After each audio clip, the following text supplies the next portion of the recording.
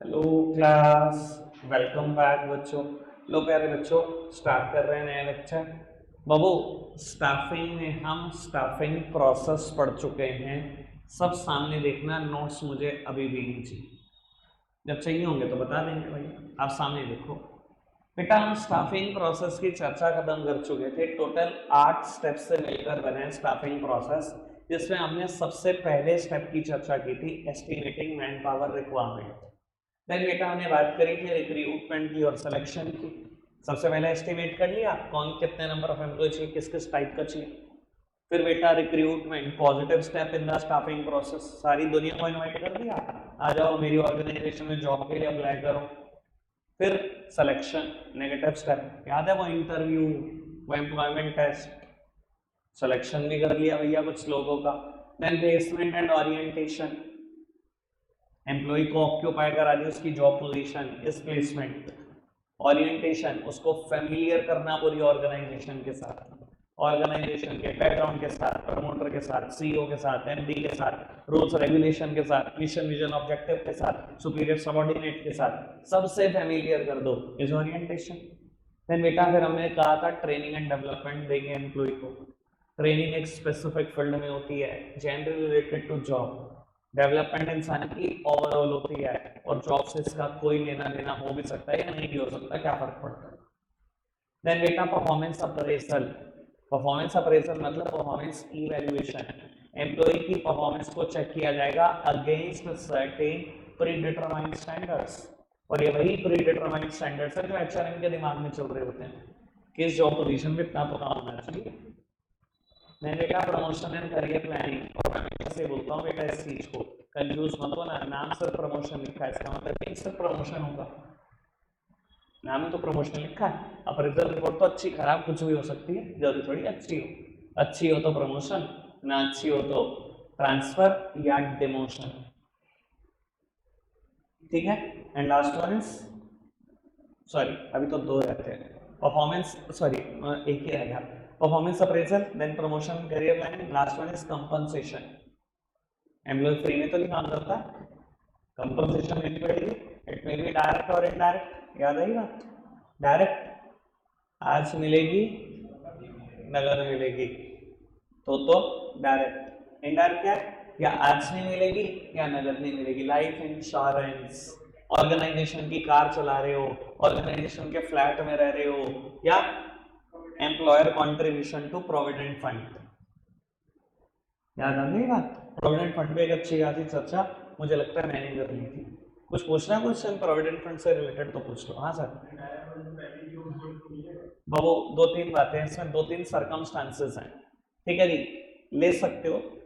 कुछ exceptional cases हैं जहां गवर्नमेंट अलाउ करती है प्रोविडेंट फंड से आपका पैसा निकालना, ठीक है ना। एक उसमें से सर्कमस्टांस ऐसा है कि आपकी बेटी की मैरिज के लिए पैसे चाहिए हो, आपकी बेटी की हायर एजुकेशन के लिए पैसे चाहिए हो, तो निकाल सकते हो। या जॉब करने वाले को कोई परमानेंट डिसेबिलिटी आ जाए, हाथ पैर ही लड़ गए, तो निकाल सकते हो। कुछ सर्कमस्टांसेस है जिसमें आप निकाल सकते हो। एक क्वेश्चन मैं खुद से उठा देता हूं जो आप नहीं पूछ पा रहे हो, मुझे लगता है प्रोविडेंट फंड के लिए जरूरी है जानना, यही सुन लो। मैं हमेशा प्रोविडेंट फंड को कैसे समझाता हूँ बेटा, मैंने आपको भी बोला था उस दिन, प्रोविडेंट फंड कुछ और नहीं बेटा, एक बैंक अकाउंट है, ऐसे ही बताया था आपको। मैं कॉम्प्लिकेट नहीं कर रहा चीजों को, आप कॉम्प्लिकेट करते हो, मैं बिल्कुल सिंपल रख रहा हूँ। प्रोविडेंट फंड एक बैंक अकाउंट है, ठीक है, जिसमें आप भी पैसा डालते हो, आपका मालिक भी डालता है। इंडिया में रूल है जितना आप डालते हो उतना ही मालिक डालता है, ठीक है। बच्चों का कभी कभी एक क्वेश्चन उठ जाता है, और ये बात आपको जान लेनी चाहिए। मान लो आपने 30 साल की एज में जॉब शुरू करी, ठीक है, 10 साल एक कंपनी में काम किया, 40 साल के आप हो चुके हो, अब आप ट्रांसफर कर ले रहे हो, मतलब किसी और जॉब पोजीशन में जाना चाह रहे हो, किसी और ही कंपनी में, यहाँ से जॉब ही छोड़ना चाह रहे हो। आपने जॉब छोड़ दिया, दूसरी कंपनी में चले गए, बच्चे पूछते हैं अब क्या होगा पीएफ का। तो मैं हमेशा की बात बोलता हूँ बेटा, पीएफ एक बैंक अकाउंट नंबर ही तो है, नए एम्प्लॉयर को जाके वही बैंक अकाउंट नंबर देना है आपने, वो भी उसमें डालना शुरू करेगा, आप भी उसमें ही डाल रहे हो। बैंक अकाउंट ही तो है पीएफ, इतना क्यों कॉम्प्लिकेट कर रहे हो, ऐसा तो कुछ है नहीं इसमें कॉम्प्लिकेट करने जैसा। बैंक अकाउंट नंबर बदलता है क्या बार बार, तो पीएफ नंबर क्यों बदलेगा। समझ में आ रही है बात। क्लियर है? क्या आपके अलावा कोई पैसा निकाल सकता है? बैंक अकाउंट से निकाल सकता है क्या आपके? तो पीएफ से कैसे निकाल सकता है? बिल्कुल सिंपल रखो ना बात को यार। क्लियर है क्या बात? आगे बढ़ाएं बात को, बढ़ जाए आगे। बाबू अब मैं बता देता हूँ चैप्टर कैसे और किस दिशा में चलेगा। बेटा अब जो हमने ना 3 बड़े बड़े स्टेप पढ़े हैं ना स्टाफिंग प्रोसेस में, ये 3 बड़े बड़े टॉपिक है। सेकंड स्टेप हमने पढ़ा था रिक्रूटमेंट, ये एक टॉपिक है। फिर हमने एक स्टेप पढ़ा था सिलेक्शन, ये एक टॉपिक है। फिर हमने एक स्टेप पढ़ा है ट्रेनिंग एंड डेवलपमेंट, ये भी एक टॉपिक है। यानी ये 3 टॉपिक है। जब ये 3 टॉपिक खत्म हो जाएंगे समझ लेना चैप्टर खत्म हो गया। रिक्रूटमेंट टॉपिक पे चर्चा करनी है, सिलेक्शन पे चर्चा करनी है और ट्रेनिंग एंड डेवलपमेंट पे चर्चा करनी है। जब ये खत्म होगा समझ लेना चैप्टर खत्म होगा। एक आधे मिनट की बात बचेगी बस इतने सारे टॉपिक के बाद। ठीक है जी, लोग आ रहे बच्चों, करते हैं बात आगे की। एक्सप्लेन पोस्ट करना। लो जी बाबू रिक्रूटमेंट पे चर्चा शुरू कर रहा हूं, यानी कि मेरा स्टाफिंग में ये सेकंड स्टेप था और इसमें बेटा कम से कम 3 दिन लगेंगे हमें खत्म करने में।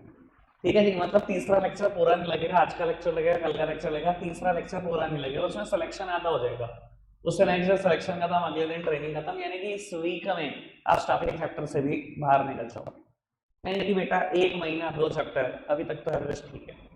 ठीक है, धीरे धीरे एवरेज भी बढ़ जाएगी, घबराओ नहीं। ठीक है ना, कुछ चैप्टर आएंगे बहुत फोक के, कुछ आएंगे बहुत तगड़े। अभी तो मजे मजे दिलवा रहा हूँ मैं आपको, आसान आसान चैप्टर करते जाओ। बिजनेस स्टडी बहुत आसान।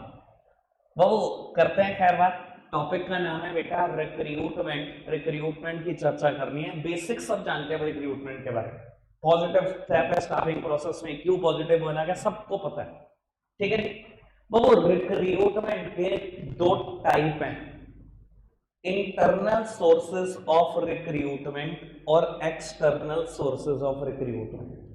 बेटा ये इंटरनल सोर्सेस ऑफ रिक्रूटमेंट का क्या मतलब और ये एक्सटर्नल सोर्सेस ऑफ रिक्रूटमेंट का क्या मतलब, लोग समझते हैं। बाबू एक ना टीचर है, मेरे स्कूल में पढ़ाया करता था 11th-12th को इकोनॉमिक्स। ठीक है, मेरी ऑर्गेनाइजेशन एक स्कूल है, 11th-12th को इकोनॉमिक्स पढ़ाया करता था एक टीचर, आज उसने रिजाइन दे दिया और चला गया। ठीक है, वो पोस्ट वैकेंट हो गई। मुझे एक टीचर चाहिए इकोनॉमिक्स पढ़ाने वाला जिसकी क्वालिफिकेशन हो, मैंने सोच रखा है कि वो बीए एमए इकोनॉमिक्स में हो प्लस बीएड एमएड की हो, मान लो मेरे दिमाग में है, और 10 साल का एक्सपीरियंस हो। ठीक है, मैं ऐसे टीचर को अपॉइंट करना चाहता हूँ अपने स्कूल के लिए। बेटा ऐसा हो सकता है कि नहीं कि कई बार जिस एजुकेशनल क्वालिफिकेशन के साथ में एम्प्लॉय को रिक्रूट करना चाहता हूं, जिस एक्सपीरियंस के साथ में एम्प्लॉय को रिक्रूट करना चाहता हूं, वो ऑर्गेनाइजेशन के अंदर पहले से ही मौजूद। ऐसा हो सकता है कि नहीं? बच्चे का ऐसा कैसे हो सकता है? और वो क्लास 9th और 10th को एक टीचर पढ़ाता है मेरे स्कूल में, वो बीए और एमए इकोनॉमिक्स है, वो एसएसटी पढ़ाता है क्लास 9th-10th को, बीए एमए इकोनॉमिक्स ही है और बीएड एमएड भी है, उसको 10 साल का टीचिंग एक्सपीरियंस भी है कि नहीं है? मेरी ऑर्गेनाइजेशन के अंदर पहले से मौजूद है ऐसा आदमी, बताओ फटाफट से, जल्दी बताओ यार, है बाबू। अगर मैं ऐसे ही आदमी को उठाकर कल से कह दो तो 11th-12th पढ़ा ले इकोनॉमिक्स और 9th-10th एसएसटी पढ़ाने के लिए मैं बाहर से चला जाऊंगा, बाहर से देख लूंगा कोई और उसका। देखो अगर with the required qualification with the required experience organisation के अंदर ही स्टाफ मौजूद है, sources available within the organisation, ऐसी रिक्रूटमेंट को बोलते हैं इंटरनल सोर्सेस। ऑर्गेनाइजेशन के अंदर से ही हो गया रिक्रूटमेंट। समझ में आ रही है बात? क्या होता है internal sources of recruitment? Sources available within the organisation is known as internal sources of recruitment. तो समझदार को इशारा काफी। एक्सटर्नल क्या है भाई? ऑर्गेनाइजेशन के अंदर नहीं मिल रहा स्टाफ, ऑर्गेनाइजेशन के बाहर से जाना पड़ रहा है। क्या बाबू हर केस में इंटरनल सोर्सेज ऑफ रिक्रूटमेंट काम करेंगे? ज्यादातर काम नहीं करते, ज्यादातर काम नहीं करते। बाबू एक बात बताओ, आज मैंने पहले दिन ऑर्गेनाइजेशन बनाई है, आज हो सकता है इंटरनल सोर्सेज ऑफ रिक्रूटमेंट? भाई इंटरनल तो तभी हो सकता है ना पुरानी ऑर्गेनाइजेशन हो, जहां स्टाफ हो भी। आज तो मैं नया स्कूल खड़ा कर रहा हूं, मेरे पास है कोई बंदा, कैसे इंटरनल सोर्सेज ऑफ रिक्रूटमेंट काम करेगा? ज्यादातर इंटरनल सोर्सेज ऑफ रिक्रूटमेंट नहीं होता, पर हाँ कभी कभी हो भी सकता है। कोई दिक्कत कोई परेशानी तो नहीं, मतलब समझ में आई इंटरनल सोर्सेज ऑफ रिक्रूटमेंट क्या और एक्सटर्नल क्या? पक्का से आगे बढ़ाएं बात को। बेटा इंटरनल सोर्सेज ऑफ रिक्रूटमेंट दो तरीके से हो सकता है, one is transfer and other one is promotion. और एक्सटर्नल मैं लिख नहीं सकता बेटा, 10 तरीके से होता है, आपके कोर्स में 10 है, सिर्फ 10, ठीक है नहीं? तो आज कोशिश करते हैं ये दो पूरे करने, या कम से कम 5-6 पे चर्चा कर ले। तभी मैं कह रहा था भैया 3 दिन का मुद्दा है, ठीक है ना? बच्चे में 4-5 कल करेंगे और इनकी मेरिट्स डीमेरिट्स भी है दोनों की 4-4। तो फिर वो इसलिए मैं कह रहा था टाइम टेकन है भैया, ऐसे थोड़ी टाइम लगाना चाह रहे जबरदस्ती। आओ सामने समझते हैं बेटा। बाबू एक एक वर्ड को आराम से समझना, फिर मैं बोल रहा हूँ नोट्स पढ़ा सकते होते आप में से कोई आना होता। काम की बात वही है जो मैं यहाँ बताऊंगा, नोट्स कुछ नहीं बताएंगे, ठीक है? 10 बार मैंने एक चीज रिपीट की है, वो आप समझदार हो, नोट्स में कितना कुछ लिखा है। आ जाओ आप सामने देखते हैं। बाबू इंटरनल सोर्सेज ऑफ रिक्रूटमेंट दो ही रस्तों से हो सकता है, one is transfer and other one is promotion, ठीक है? आराम से समझना। रिक्रूटमेंट और सिलेक्शन के दूसरे दूसरे नाम थे, इनके भी दूसरे दूसरे नाम है। कभी भी पेपर में ट्रांसफर पूछना होगा या प्रमोशन पूछना होगा, कभी डायरेक्टली नहीं लिखा होगा write a short note on transfer and promotion. 12th class में हो यार, ऐसे कभी नहीं हो सकता बेटा। Transfer referred to as horizontal shifting of an employee and promotion referred to as vertical shifting of an employee। क्या मतलब है कहने का? बाबू सब सामने देखते रहना बेटा। ट्रांसफर क्या है? Horizontal shifting of an employ. Horizontal इधर देखो बेटा, परचेज मैनेजर थे पहले, किस लेवल पे काम करते थे? मिडिल लेवल पर। बेटा आपको प्रोडक्शन मैनेजर बना दिया गया, अभी भी किस लेवल पर काम करते हो? Middle level. सारे के सारे मैनेजर्स कभी कुछ समझना है मिडिल लेवल पे काम करते हैं, परचेज, मार्केटिंग, जिसका मर्जी नाम ले लो, मैंने बहुत बार नाम लिया, finance manager, human resource manager, जिसका मर्जी नाम लीजिए, जो सब मिडिल लेवल पे। बाबू मिडिल लेवल का बंदा मिडिल लेवल गए रहा, कुछ बदला? कुछ नहीं बदला बेटा। कल तक सुपरवाइजर थे, इंस्पेक्टर बना दिए गए। अरे दोनों ही लोअर लेवल की जॉब पोजीशन है, एक जॉब से हटाकर दूसरे पे पहुंचा दिया गया, बस कुछ बदला थोड़ी। ट्रांसफर का काम ही क्या बेटा? आपकी जॉब पोजीशन बिना बदले आपको बेटा किसी और डिपार्टमेंट में ले जाना, जॉब पोजीशन रिमेन सेम, आपकी रैंक वैसी की वैसी रहेगी बेटा, बस बदलेगा क्या? जॉब का नेचर। ये ट्रांसफर है, ठीक है जी। और बेटा promotion, vertical shifting of an employ. दिख रहा है ट्रांसफर हॉरिजॉन्टल शिफ्टिंग है बाबू, promotion vertical shifting of an employ. Worker थे लोअर लेवल का, एक पोस्ट ऑफर कर दी गई बाबू, लोअर लेवल पर थे, मैनेजर बना दिए गए, मैनेजर थे ऑर्गेनाइजेशन के सीईओ बना दिए गए। Vertical shifting of an employ refer to as promotion. Top level पे थे, भगवान को प्यारे हो गए। हाँ ये भी तो शिफ्टिंग ही है बाबू, समझ में आ रही है सारी बात? क्या vertical shifting of an employ है? एक बात सुनना और समझना काम की बेटा। ट्रांसफर से ना तो रैंक बदलती, ना अथॉरिटी बदलती, ना रिस्पॉन्सिबिलिटी बदलती, ना पे बदलती, ना पैकेजेस बदलते, ना फैसिलिटी बदलती, कुछ भी नहीं बदलता। प्रमोशन से रैंक बदल गई, अथॉरिटी बढ़ गई, रिस्पॉन्सिबिलिटी बढ़ गई, फैसिलिटी बढ़ गई, बेटर पे, बेटर स्टेटस, सब कुछ बदल गया। कल तक मिडिल लेवल पे थे, अब टॉप लेवल पर हो। भाई साहब ऑटो रिक्शा से आते थे कल तक, या ज्यादा से ज्यादा कैब से आते थे कल तक। आज ऑर्गेनाइजेशन ने अपनी कार दे दी चलाने को, मर्सिडीज, मोर फैसिलिटी। कल तक सारे मैनेजर्स के साथ एक स्टाफ का रूम शेयर करते थे, स्टाफ रूम शेयर करते थे, आज अपना कैबिन है, बेटर फैसिलिटीज। कल तक बेटा छोटी से मिडिल लेवल के बेटा पावर शेयर करते थे, अब बाबू टॉप लेवल की पावर है, कितनी अथॉरिटी है, कितनी रिस्पॉन्सिबिलिटी है, समझ सकते हो? अच्छा एक बात बताना, अगर इतना समझ में आ रहा है जो मैंने बोला, ट्रांसफर से कुछ बदलेगा? नहीं बदलेगा। प्रमोशन से हर चीज बदल जाएगी। साइकोलॉजिकल सेटिस्फैक्शन ट्रांसफर का ज्यादा होता है, प्रमोशन का? साइकोलॉजिकल सेटिस्फेक्शन, मेंटल सेटिस्फेक्शन किसका ज्यादा होता है? ट्रांसफर और प्रमोशन? यार बोलो फटाफट से, इतना तो सोच सकते हो। प्रमोशन, ऑब्वियस सी बात है। कल तक 9-10 साइंस पढ़ाते थे और कल से कह दिया जाए 9-10 साइंस और 9-10 को मैथ्स पढ़ा दे, शायद कुछ नहीं बदलेगा जिंदगी में। जिंदगी में उतना ही सोचनापन है जितना कल था। और ये कह दिया जाए कि कल से 11-12 को फिजिक्स केमिस्ट्री बना लेना, अब क्या है? अब बहुत कुछ बदल गया एक रात में। समझ में आ रही है बात? तो बेटा ज्यादा साइकोलॉजिकल सेटिस्फेक्शन, ज्यादा मेंटल सेटिस्फेक्शन हमेशा प्रमोशन का होगा, ट्रांसफर का नहीं। ट्रांसफर मोटिवेशन नहीं देता जितना प्रमोशन देता है। कोई दिक्कत कोई परेशानी तो नहीं? बात समझ में आ रही है? आगे बढ़ाएं बाबू। अब आ जाओ एक्सटर्नल सोर्सेज ऑफ रिक्रूटमेंट, जिसके 10 मेथड है मेरी कोर्स में। ठीक है जी, आपको सिर्फ नाम कंफर्म करने हैं। अगर नोट से देखना भी है तो नहीं भी देखना मुझे चलेगा, मुझे कोई दिक्कत नहीं। ठीक है जी, जो नोट्स में देख रहे हैं बच्चे, एक बार सेकंड नाम पढ़ दो एक्सटर्नल सोर्सेज ऑफ रिक्रूटमेंट में। पहला नाम लिखा होगा डायरेक्ट रिक्रूटमेंट, दूसरा नाम लिखा होगा कैजुअल कॉलर्स। लिखा है कैजुअल कॉलर्स? जो अच्छे नोट्स देख रहे हैं, नहीं लिखा?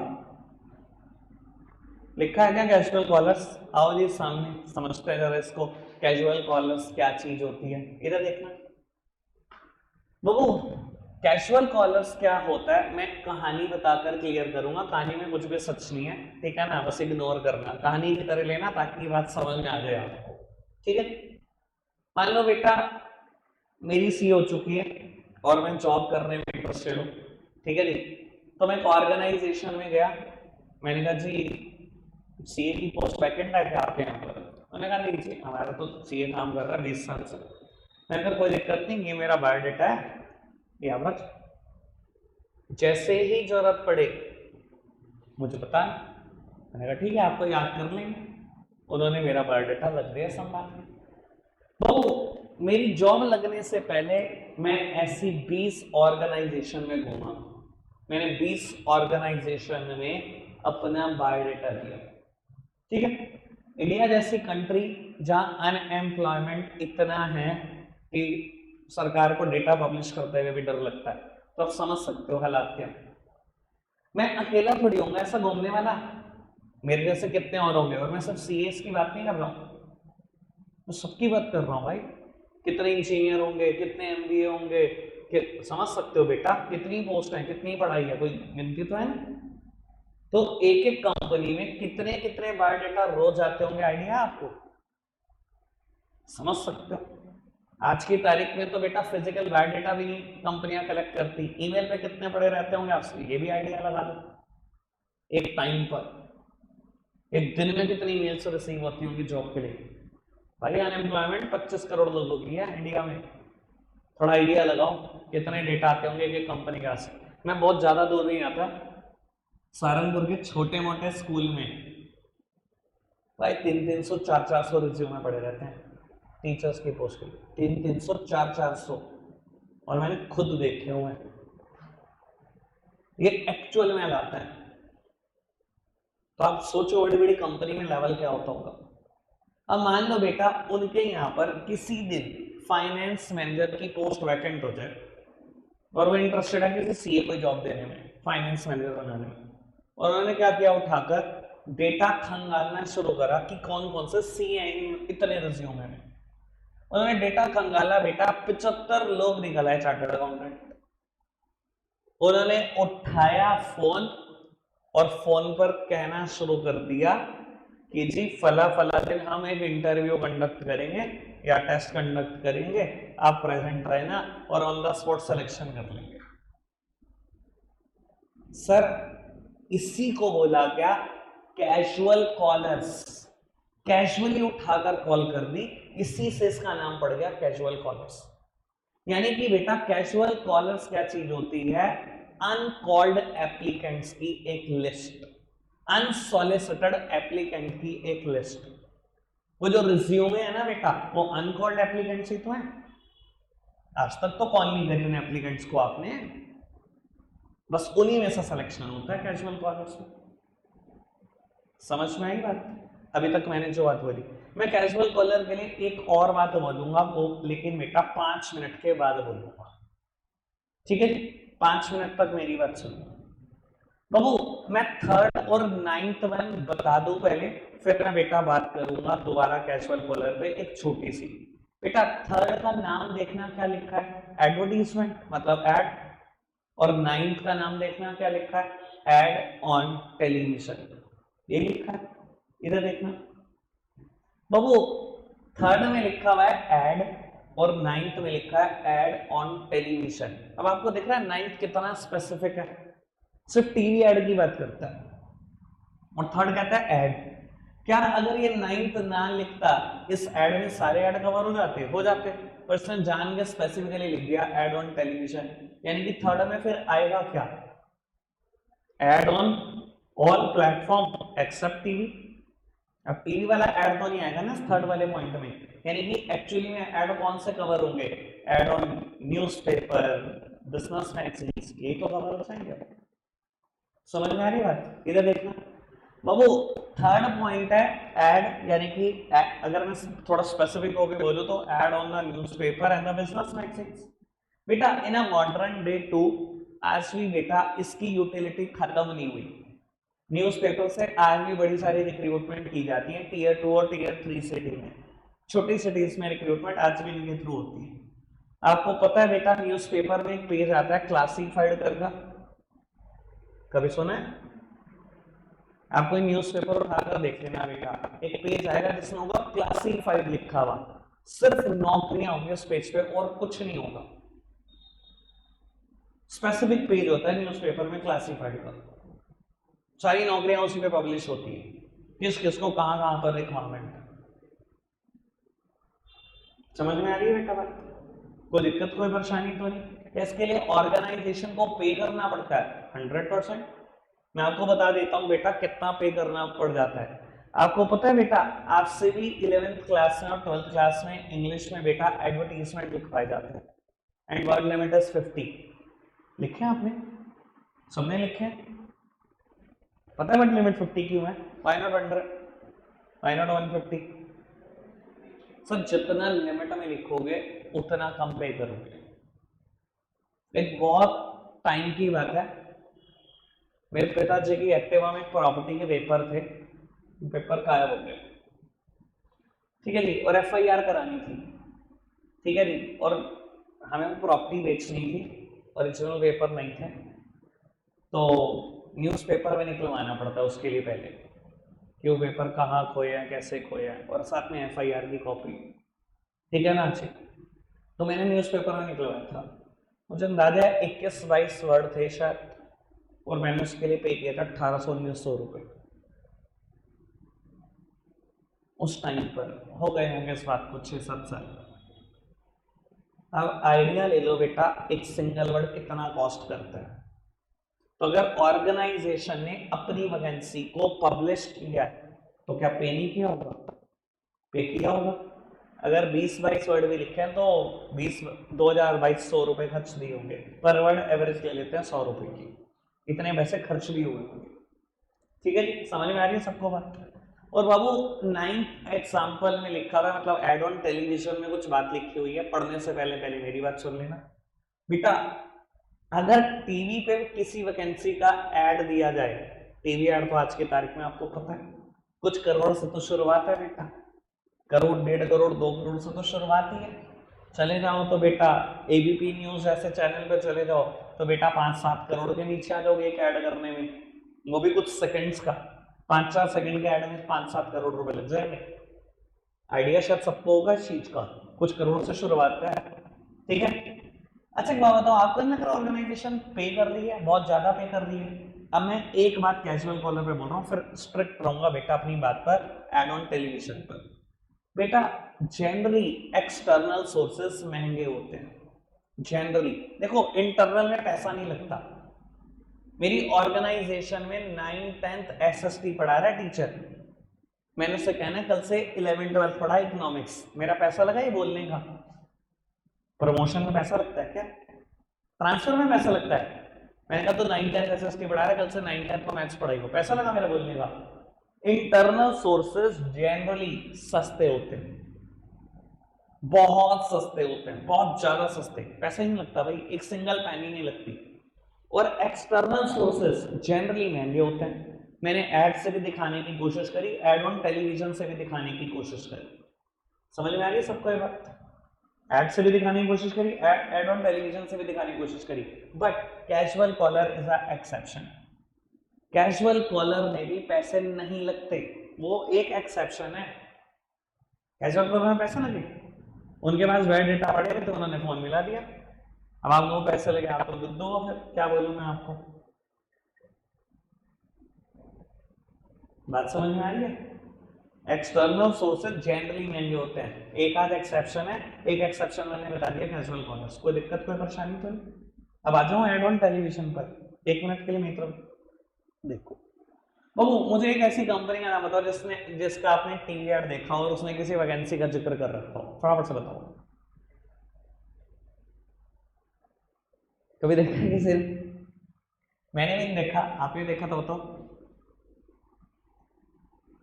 सर मैं कहता हूं रिलायंस भी ऐड नहीं कर सकती, इंडिया की सबसे बड़ी कंपनी, आपको बहुत बड़े मुकालते हो जाएंगे। ऐड कौन करता है? एक ही एग्जांपल है, मैं दूंगा उस एग्जांपल को भी। टीवी पर ऐड करने के लिए दम चाहिए किसी वैकेंसी को, भैया 5-7 करोड़ रुपए खर्च देगी क्या कोई ऑर्गेनाइजेशन मजे मजे में? चाहे कितनी बड़ी ऑर्गेनाइजेशन हो, चाहे कितना बड़ा लेवल खाली पड़ा हो, सीईओ चला गया अचानक से ही चला गया, चलो अचानक से भी चला गया, शायद टॉप लेवल की पोस्ट वैकेंट है, सर 5 करोड़ बड़ा जिगर चाहिए बेटा, सिर्फ वैकेंसी को एडवर्टाइज करने के लिए कि हमारे यहाँ सीईओ की पोस्ट वैकेंट है, ये क्वालिफिकेशन ये एक्सपीरियंस हम सोच रहे हैं और अप्लाई करो, ये बोलने के लिए 5-7 करोड़ रुपए खर्चना, मुझे लगता है कोई ऑर्गेनाइजेशन कर सकती है। प्राइवेट सेक्टर में तो एक नहीं है, एक लौता एग्जाम्पल जो मैंने कभी कभी देखा, शायद आपने भी कभी ना कभी देखा, और शायद सबकॉन्शियस माइंड आज आपके दिमाग में ला भी दे एग्जाम्पल। बेटा कई बार इंडियन आर्मी, नेवी या एयरफोर्स के ऐड आते हैं, वो मैंने देखे हैं कभी, बहुत पुरानी बात है, आज तो मैं वो भी नहीं देखता। बहुत पुराने टाइम पर इंडियन आर्मी, नेवी और एयरफोर्स करती थी ऐसे ऐड। प्राइवेट सेक्टर को तो कभी मैंने आज तक नहीं देखा, और आज की तारीख में तो मुझे लगता ही नहीं इसका कोई एग्जाम्पल एग्जिस्ट करता है। पर हाँ बुक में तो मैंने बता दी हल्की सी बात, कोई दिक्कत कोई परेशानी तो नहीं? 3 बातें समझ में आई, कैजुअल कॉलर, एड और एड ऑन टेलीविजन। बढ़ाए बात को आगे बाबू, थर्ड वन नोट्स में लिखा होगा थर्ड नंबर पर शायद एम्प्लॉयमेंट एक्सचेंज, यही है। फोर्थ नंबर पे लिखा है, थर्ड पे क्या लिखा है? अच्छा वो तो सॉरी मैंने ऐड तो करा ही दिया। फोर्थ नंबर पे लिखा है बेटा एम्प्लॉयमेंट एक्सचेंज। एम्प्लॉयमेंट एक्सचेंज की चर्चा करते हैं, सुनना आराम से। और वो अब थोड़ा मैटर तगड़ा आना शुरू हो जाएगा एक्सटर्नल में, ठीक है? मैं एक आसान एक मुश्किल, एक आसान एक मुश्किल उठा लूंगा, ठीक है? एम्प्लॉयमेंट एक्सचेंज पे टाइम लगाना, सुनना बेटा। एम्प्लॉयमेंट एक्सचेंज ना एक इंटरमीडियरी की तरह काम करती है, एक मिडल मैन की तरह काम करती है, और इंडिया में जितनी भी एम्प्लॉयमेंट एक्सचेंज है it is government on, government regulated, यानी कि सरकार ही मालिक बन के बैठी हुई है, सरकार रेगुलेट करती है एम्प्लॉयमेंट एक्सचेंज के फंक्शन को, ठीक है जी? वो काम क्या होता है एम्प्लॉयमेंट एक्सचेंज का? बेटा वही काम होता है जो मैरिज ब्यूरो का होता है। क्या करते हैं मैरिज ब्यूरो वाले? मेल्स का डेटा रखा, फीमेल्स का डेटा रखा, मैच मेकिंग, ये लड़का इस लड़की के साथ कुंडली, हाँ जी मैच होगी, लो जी शादी करा दी, और उसके बाद यहाँ से भी पैसे वहां से पैसे, 51,000, 21,000, 31,000 जो भी है, ठीक है जी? ऐसे काम करते थे मैरिज ब्यूरो। वो बात अलग है कि आपने उनका धंधा चौपट कर दिया आज की तारीख में।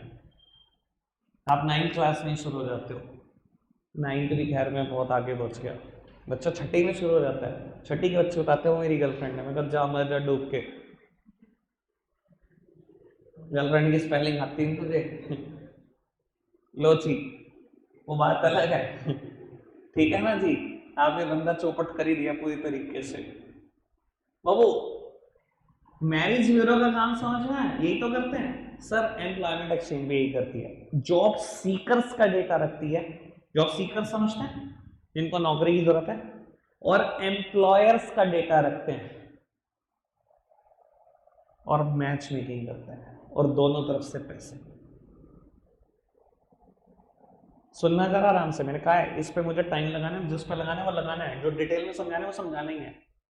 बाबू employment exchange government on government regulated है, बात पल्ले पड़ी। एम्प्लॉयर्स का डेटा कैसे, जॉब सीकर्स का डेटा कैसे। बाबू जिसको भी नौकरी की जरूरत है वो एम्प्लॉयमेंट एक्सचेंज आता है, अपनी सारी डिटेल लिखवा के जाता है, क्या क्या क्वालिफिकेशन हासिल करी, किस किस यूनिवर्सिटी से हासिल करी, किस किस ईयर में हासिल करी, कहाँ पैदा हुए, सारी डिटेल, सारी की सारी detail, personal detail, qualificational detail, experience की डिटेल, सब कुछ दे के जाता है। एम्प्लॉयमेंट एक्सचेंज का बहुत सारा डेटा आ गया जॉब सीकर्स का। बेटा ये ना एम्प्लॉयर के साथ भी बेटा कॉन्ट्रैक्ट कर लेते हैं। एम्प्लॉयर बड़ी बड़ी कंपनी इंडिया में, हिंदुस्तान में कोई कंपनियों की कमी है, विप्रो के पास चले गए कि आपके यहाँ पर जो मर्जी वैकेंसी निकल जाए, जो मर्जी, सब हम फिल करेंगे, आप हमें एक लमसम अमाउंट दे दो, साल भर की तय कर लो, 25 लाख, 30 लाख, 50 लाख, करोड़, 2 करोड़, सब हम फिल करके देंगे। लेकिन बहुत ठीक ठाक अमाउंट लेते हैं, बहुत ठीक ठाक अमाउंट एम्प्लॉयर से। तो रिलायंस के पास चले गए, भैया वैकेंसी की कमी पड़ी है, उनके पास भी वैकेंसी निकलती रहती है, उनका कोई नया प्रोजेक्ट हो, उनको तुरंत चाहिए होते हैं 400-500 बंदा। तो अब 400-500 बंदों के लिए बार बार भागेंगे, वो भी परेशान रहेंगे। तो एम्प्लॉयर को अच्छा लगता है सीधा का सीधा एक एम्प्लॉयमेंट एक्सचेंज पे फोन लगाया, कितने बंदे चाहिए, इस क्वालिफिकेशन के साथ चाहिए, भेजो फटाफट से इंटरव्यू के लिए। और एम्प्लॉयमेंट एक्सचेंज क्या करती है, बदले में उन लोगों को फोन कराती है जो रिक्वायर्ड क्वालिफिकेशन के साथ होते हैं, इस ऑर्गेनाइजेशन में जॉब निकली है, जाओ फटाफट से इंटरव्यू दे के आओ, और अगर आपका सिलेक्शन हुआ तो आपकी फर्स्ट मंथ की सैलरी हमारी। एम्प्लॉयमेंट एक्सचेंज ये कमाती है। एम्प्लॉयर से तो लमसम कमाया, उनसे उनके पहले महीने की सैलरी ले ली। मान लो 9 लाख का पैकेज लग गया उनके थ्रू, तो 75,000 रुपए आ गए एक बंदे से। कहीं कहीं 1000 बंदों का सिलेक्शन करा जाते हैं एक साल में। समझ में आ रहा कमाई क्या एम्प्लॉयमेंट एक्सचेंज की? क्लियर है? मैरिज ब्यूरो का काम है बिल्कुल। अगर मेरे इस एग्जाम्पल को पकड़ जाओगे तो लिख भी दोगे, वो भी तो ऐसे कमाता है दोनों तरफ से, ये भी दोनों तरफ से कमाते हैं। उनसे लमसम लेते हैं एम्प्लॉयर से, जॉब सीकर से पहले महीने की सैलरी। कोई दिक्कत, कोई परेशानी तो नहीं? Employment exchange done. बढ़ाएं बात को आगे। बाबू fifth one is placement agencies and management consultant. बेटा दो अलग अलग बातें हैं, प्लेसमेंट एजेंसीज अलग बात है, मैनेजमेंट कंसल्टेंट अलग बात है। बेटा employment exchange government own, government regulated. Placement agencies private owned, ये प्राइवेट प्लेसमेंट एजेंसी है। सेम फंक्शन एम्प्लॉयमेंट एक्सचेंज का, बिल्कुल कट कॉपी पेस्ट फंक्शन, दोनों तरफ से कमाना, ठीक है ना जी, मैच मेकिंग करना, यही काम है। एम्प्लॉयर का डेटा रखना, जॉब सीकर्स का डेटा रखना, बट ये प्राइवेट प्लेसमेंट एजेंसी है, ये गवर्नमेंट ऑन गवर्नमेंट रेगुलेटेड नहीं है, काम सेम है। ठीक है जी, मैं आपको बता देता हूँ, मेरे साथ होता रहता है तो आपको तो बता ही देता हूँ मैं। बाबू मेरे पास भी कितनी बार कॉल आ जाती है, सर मनीष वन कंपनी से बोल रहे हैं। मैं कहा जी हाँ जी बोलिए। सर अकाउंटेंट की जरूरत थी आपको। मैं कहा जी आप कहाँ से बोल रहे हैं? हम डैश प्लेसमेंट एजेंसी बोल रहे हैं, हमारे पास बहुत सारे ट्रेन अकाउंटेंट हैं, उनका डेटा है, अगर आपको जरूरत है तो बताओ। कई बार मैं भी कह देता हूँ भाई, अब उसने फोन करा ना, गरज उसको है, ठीक है, मैं बोल देता हूँ, मैंने कहा रख तो लूंगा तुम्हारे थ्रू अकाउंटेंट, पे नहीं करूंगा तुम्हें, वरना मेरे पास बहुत है। भाई देखो, दिक्कत उसको जिसके पास डेटा नहीं है। कसम से बोलूं, मैं सिर्फ एक वर्ड टाइप करता हूँ स्टूडेंट, 1300-1400 कॉन्टैक्ट निकल आते हैं। मैं सिर्फ एक व्हाट्सएप पे मैसेज डालता हूँ कि मुझे इतने अकाउंटेंट की जरूरत है, मेरे पास मेरी वैकेंसी फुल हो जाती है, तो मुझे गरज नहीं होती इस चीज की। पर हाँ, अगर प्लेसमेंट एजेंसी कभी कॉल करती है, मैं उन्हें मना कर देता हूँ डायरेक्टली कि मैं पे नहीं करूंगा तुम्हें इस चीज का, मुझे जरूरत नहीं है। फिर उन्हें पता क्या लगता है कि यार एक तरफ से ही कमा लो बंदा, मैं उससे ही कमा लूंगा जॉब सीकर से, तो कई बार बंदे भेज देते हैं मेरे पास, फिर मैं इंटरव्यू कंडक्ट कर लेता हूँ, मुझे समझ में आता है तो सिलेक्शन हो जाता है। मैं कभी लेकिन पूछता नहीं कि आपने उनको पे क्या किया, पर मुझे पता है मार्केट रेट क्या है, मैं सैलरी उसको दूंगा, पहले महीने की सैलरी उसको दे के आएगा पक्का। समझ में आ रही बात? एक बार अभी ऐसे ही हुआ कुछ दिन पहले, रॉयल एनफील्ड के शोरूम गया मैं बेट अड्डे पर, रिसेप्शन पे एक लेडी बैठी थी, मेरी नॉन थी, ठीक है जी। मैंने उससे पूछ लिया, मैंने कहा आप यहाँ कैसे? मेरा बस सिलेक्शन हो गया था यहाँ पर। मैंने कहा किसने कराया? तो उन्होंने बोला डैश प्लेसमेंट एजेंसी ने। तो मैंने मन में सोचा कि प्लेसमेंट एजेंसी के हाथ पैर देखो कितने जम चुके हैं। रॉयल एनफील्ड एक छोटा सा एम्प्लॉयर है, ज़्यादा लोगों को थोड़ी नौकरी देता होगा भाई। एक शहर का रॉयल एनफील्ड कितना नौकरी दे देता होगा, 10-12। पर प्लेसमेंट एजेंसी ने वहां तक हाथ फैलाए हुए हैं, छोटे छोटे एम्प्लॉयर तक को भी पकड़ा हुआ है, जो 1-2 नौकरियां देते हैं उनको भी पकड़ा हुआ है। समझ में आ रही है मेरी बात जो मैं बताने की कोशिश कर रहा हूँ? मैं प्रैक्टिकल एग्जांपल जान के देता हूँ ताकि दिमाग में छवि बने कि एक्चुअल में काम कैसे हो रहा है मार्केट में। क्लियर हो मैं इस बात को लेकर? समझ में आई बात?